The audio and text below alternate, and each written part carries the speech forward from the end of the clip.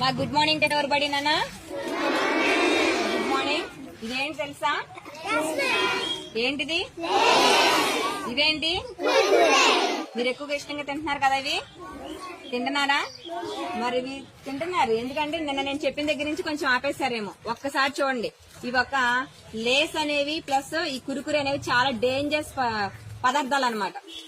ఇవి తిన్నారు అంటే కనుక ఏమవుతుందంటే మన కడుపులో ఉన్నటువంటి పేగులన్నీ కూడా మాడిపోతాయంట. ప్లస్ ఆ పేగులకి హోల్స్ అంటే కన్నాలు పడిపోతుంది.